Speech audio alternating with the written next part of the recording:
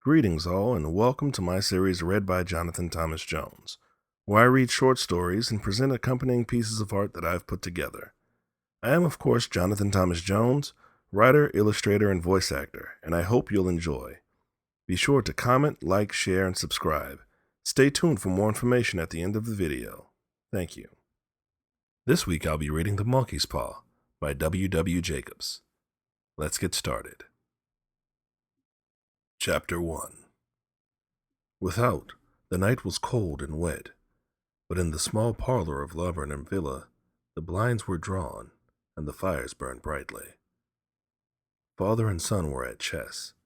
The former, who possessed ideas about the game involving radical changes, putting his king into such sharp and unnecessary perils that it even provoked comments from the white-haired old lady knitting placidly by the fire.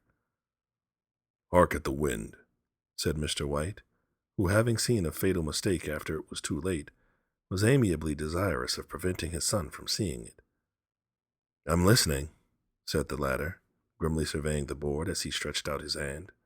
"Check." "I should hardly think that he'd come tonight," said his father, with his hand poised over the board. "Mate," replied the son. "That's the worst of living so far out," bawled Mr. White, with a sudden and unlooked-for violence. "Of all the beastly, slushy, out-of-the-way places to live in, this is the worst. Pathway's a bog and the road's a torrent. I don't know what people are thinking about. I suppose because only 2 houses on the road are let. They think it doesn't matter." "Never mind, dear," said his wife soothingly. "Perhaps you'll win the next one." Mr. White looked up sharply, just in time to intercept the knowing glance between mother and son. The words died away on his lips, and he hid a guilty grin in his thin gray beard. "There he is," said Herbert White, as the gate banged too loudly and heavy footsteps came toward the door. The old man rose with hospitable haste, and opening the door, was heard condoling with the new arrival. The new arrival also condoled with himself, so that Mrs. White said, "Tut, tut," and coughed gently as her husband entered the room, followed by a tall, burly man, beady of eye and rubicund of visage. "Sergeant Major Morris," he said, introducing him. The sergeant major shook hands, and taking the proffered seat by the fire, watched contentedly while his host got out whiskey in tumblers, and stood a small copper kettle on the fire. At the third glass his eyes got brighter, and he began to talk, the little family circle regarding with eager interest this visitor from distant parts, as he squared his broad shoulders in the chair and spoke of strange scenes and doughty deeds, of wars and plagues and strange peoples. 21 years of it," said Mr. White, nodding at his wife and son. "When he went away he was a slip of a youth in the warehouse. Now look at him." "He don't look to have taken much harm," said Mrs. White politely. "I'd like to go to India myself," said the old man, "just to look around a bit, you know." "Better where you are," said the sergeant major, shaking his head. He put down the empty glass and, sighing softly, shook it again. "I should like to see those old temples and fakirs and jugglers," said the old man. "What was it you started telling me the other day about a monkey's paw or something, Morris?" "Nothing," said the soldier hastily. Leastways, nothing worth hearing." "Monkey's paw?" said Mrs. White. "Well, if it's just a bit of what you might call magic, perhaps," said the sergeant major offhandedly. His 3 listeners leaned forward eagerly. The visitor absent-mindedly put his empty glass to his lips and then set it down again. His host filled it for him. "To look at," said the sergeant major, fumbling in his pocket, "it's just an ordinary little paw, dried to a mummy." He took something out of his pocket and proffered it. Mrs. White drew back with a grimace, but her son, taking it, examined it curiously. "And what is there special about it?" inquired Mr. White, as he took it from his son, and, having examined it, placed it upon the table.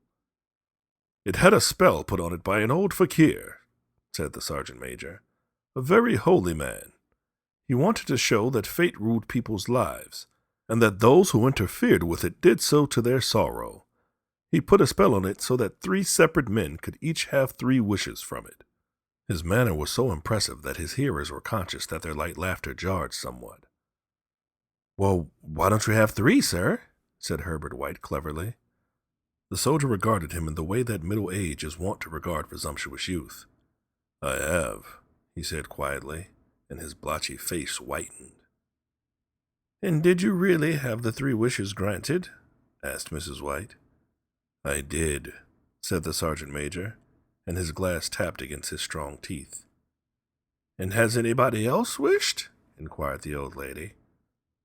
"The first man had his 3 wishes, yes," was the reply. "I don't know what the first 2 were, but the third was for death. That's how I got the paw." His tones were so grave that a hush fell upon the group. "If you've had your 3 wishes, it's no good to you now, is it, Morris?" said the old man. "What do you keep it for?" The soldier shook his head. "Fancy, I suppose," he said slowly. "If you could have another 3 wishes," said the old man, eyeing him keenly, "would you have them?" "I don't know," said the other. "I don't know."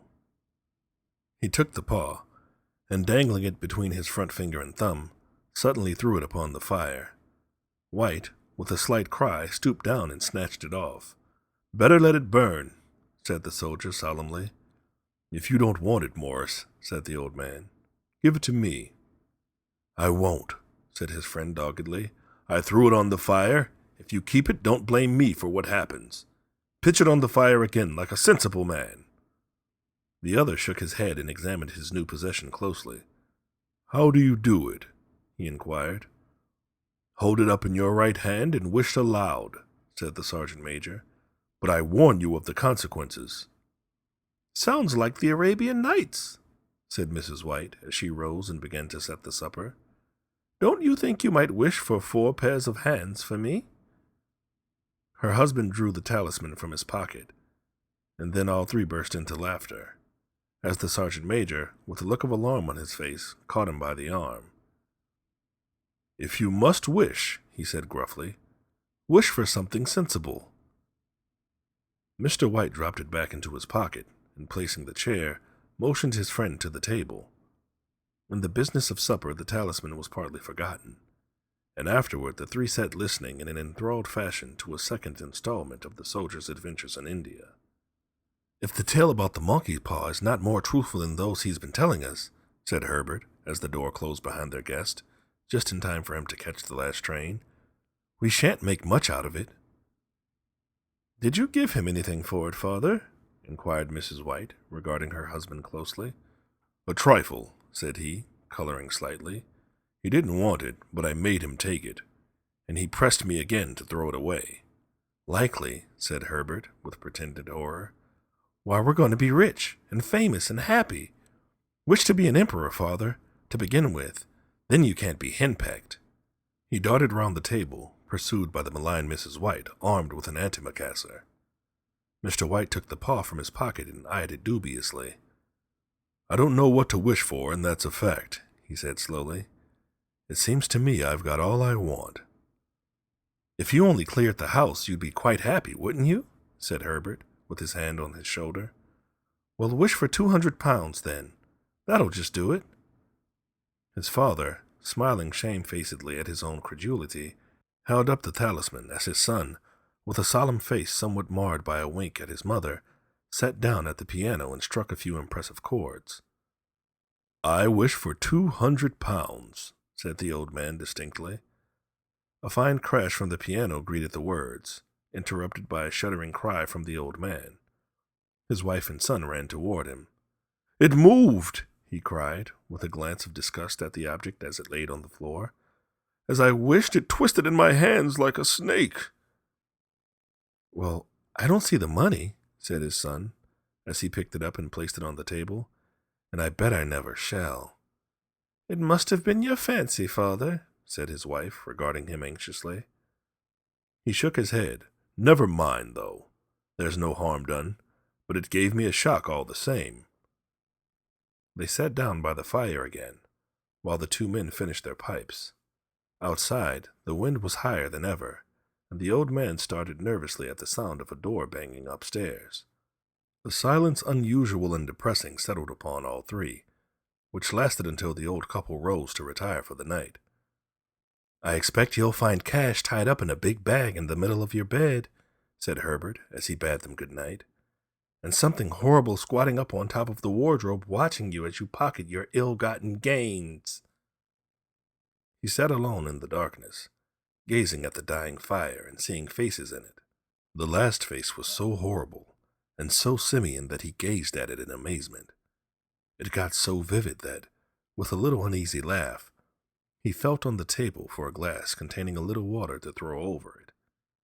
His hand grasped the monkey's paw, and with a little shiver, he wiped his hand on his coat and went up to bed. Chapter 2. In the brightness of the wintry sun the next morning, as it streamed over the breakfast table, Herbert laughed at his fears.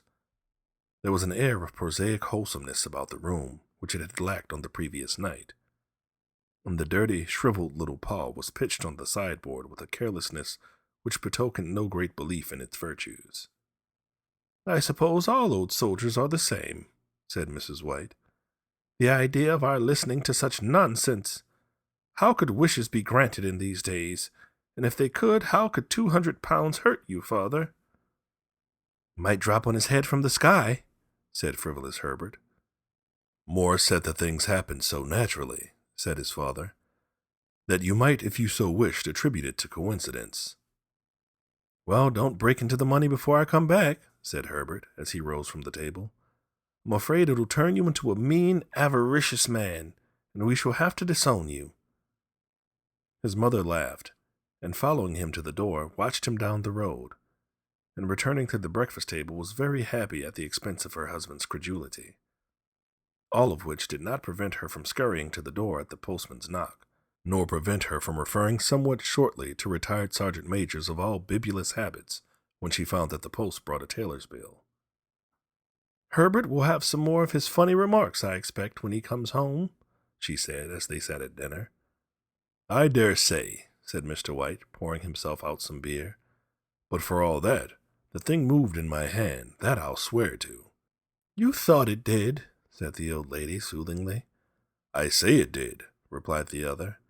"There was no thought about it. I had just— What's the matter?" His wife made no reply.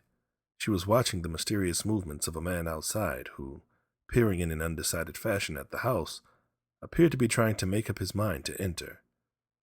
In mental connection with the 200 pounds, she noticed that the stranger was well dressed and wore a silk hat of glossy newness. 3 times he paused at the gate, and then walked on again. The 4th time he stood with his hands upon it, and then with sudden resolution flung it open and walked up on the path. Mrs. White, at the same moment, placed her hands behind her, and hurriedly unfastening the strings of her apron, put that useful article of apparel beneath the cushion of her chair. She brought the stranger, who seemed ill at ease, into the room. He gazed at her furtively, and listened in a preoccupied fashion as the old lady apologized for the appearance of the room, and her husband's coat, a garment which he usually reserved for the garden. She then waited patiently as her gender would permit, for him to broach his business, but he was at first strangely silent.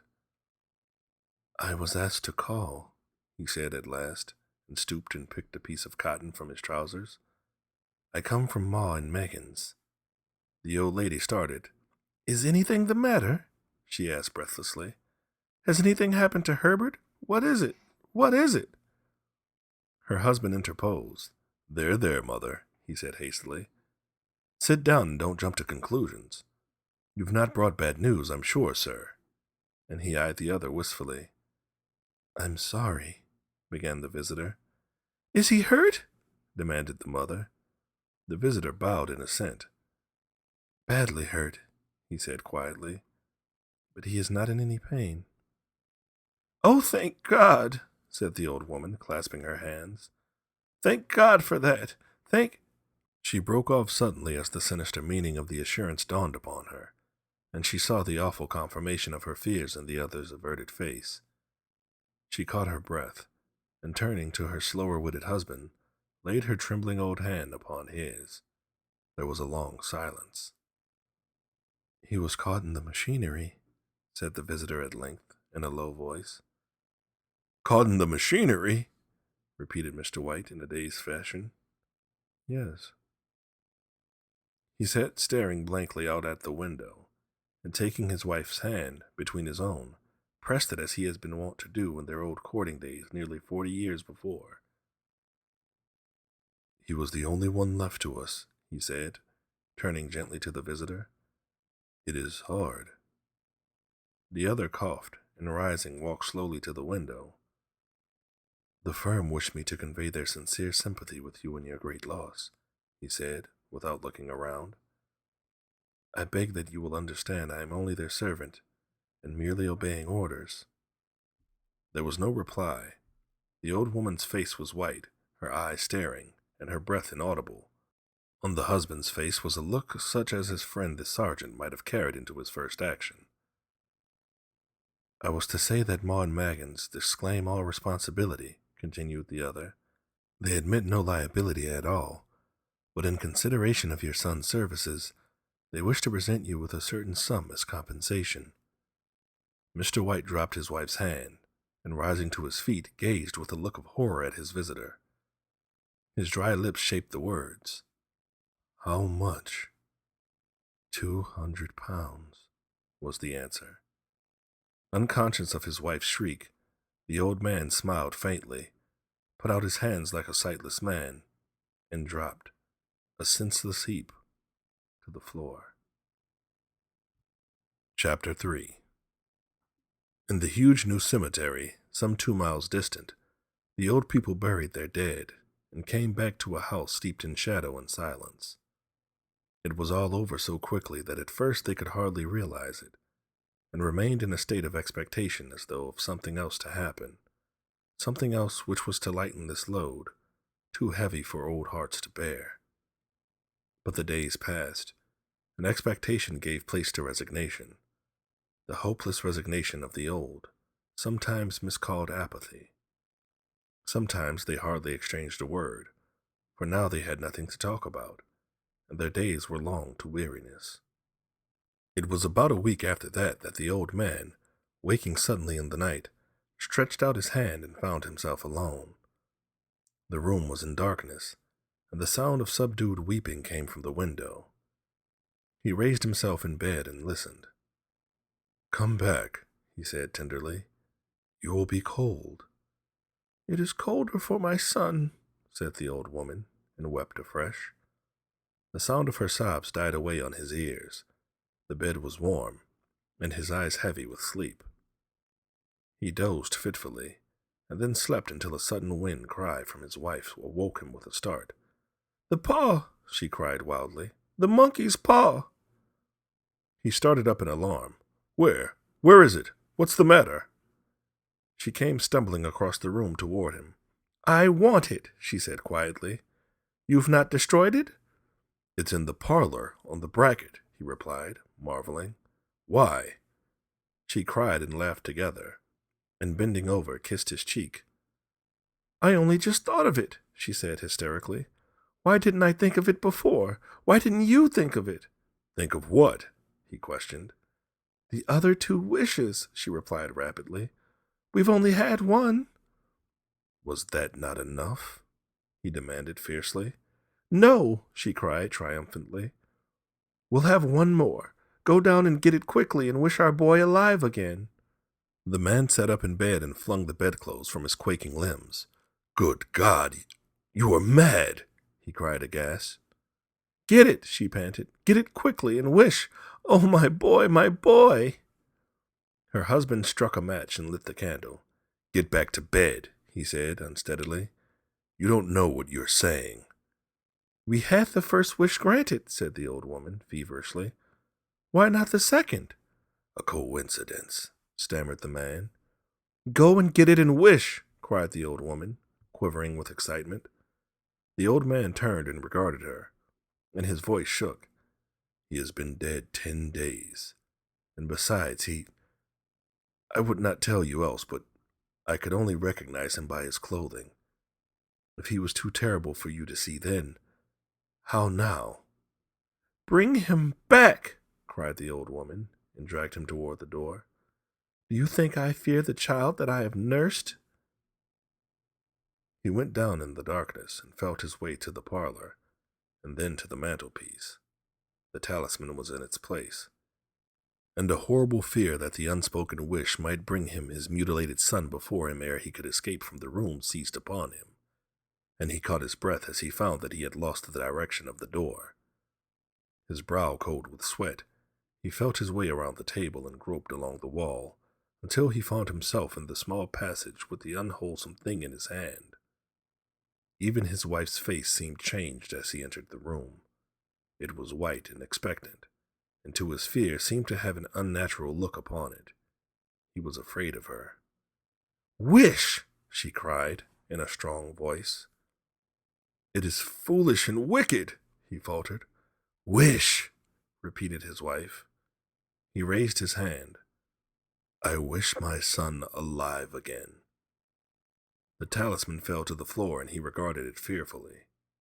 Then he sank trembling into a chair as the old woman, with burning eyes, walked to the window and raised the blind. He sat until he was chilled with the cold, glancing occasionally at the figure of the old woman peering through the window. The candle end, which had burnt below the rim of the china candlestick, was throwing pulsating shadows on the ceiling and walls until, with a flicker larger than the rest, it expired. The old man, with an unspeakable sense of relief at the failure of the talisman, crept back to his bed, and a minute or two afterward, the old woman came silently and apathetically beside him. Neither spoke, but both lay silently listening to the ticking of the clock. A stair creaked, and a squeaky mouse scurried noisily through the wall. The darkness was oppressive, and after lying for some time, screwing up his courage, the husband took the box of matches, and striking one, went downstairs for a candle. At the foot of the stairs the match went out, and he paused to strike another, and at the same moment a knock, so quiet and stealthy as to be scarcely audible, sounded on the front door. The matches fell from his hand. He stood motionless, his breath suspended until the knock was repeated. Then he turned and fled swiftly back to his room, and closed the door behind him. A third knock sounded through the house. "What's that?" cried the old woman, starting up. "A rat," said the old man in shaking tones. "A rat. It passed me on the stairs." His wife sat up in bed listening. A loud knock resounded through the house. "It's Herbert!" she screamed. "It's Herbert!" She ran to the door, but her husband was before her, and catching her by the arm, held her tightly. "What are you going to do?" he whispered hoarsely. "It's my boy! It's Herbert!" she cried, struggling mechanically. "I forgot it was 2 miles away. What are you holding me for? Let go! I must open the door!" "For God's sake, don't let it in!" cried the old man, trembling. "You're afraid of your own son!" she cried, struggling. "Let me go! I'm coming, Herbert! I'm coming!" There was another knock, and another. The old woman, with a sudden winch, broke free and ran from the room. Her husband followed to the landing, and called after her appealingly as she hurried downstairs. She heard the chain rattle back, and the bottom of the bolt drawn slowly and stiffly from the socket. Then the old woman's voice strained and panting. "The bolt!" she cried loudly.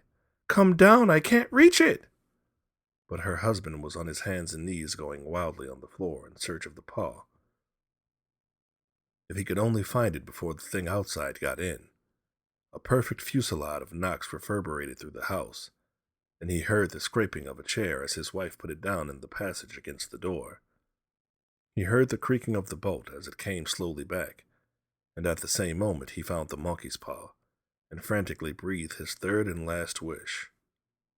The knocking ceased suddenly, although the echoes of it were still in the house.